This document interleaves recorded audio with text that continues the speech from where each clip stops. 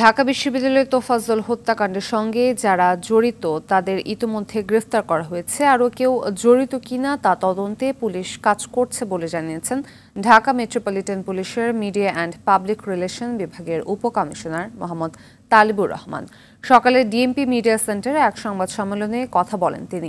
ঢাকা বিশ্ববিদ্যালয়ের সাথে সবসময় যোগাযোগ রাখা হচ্ছে জানিয়ে কমিশনার বলেন, রাজধানীর ২২টি থানা আংশিক বা পরিপূর্ণভাবে পুড়ে যায়। অল্প সময়ের মধ্যেই সেসব সংকট কাটিয়ে উঠতে সম্ভব।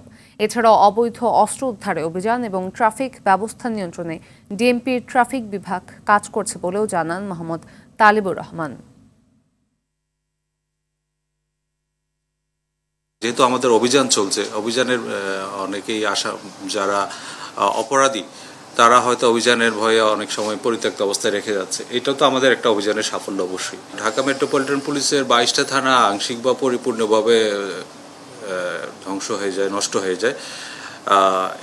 এছাড়া আমাদের আরও কিছু পুলিশ স্থাপনা সহ প্রায় ২১৬টি স্থাপনা আমাদের ক্ষতিগ্রস্ত হয়।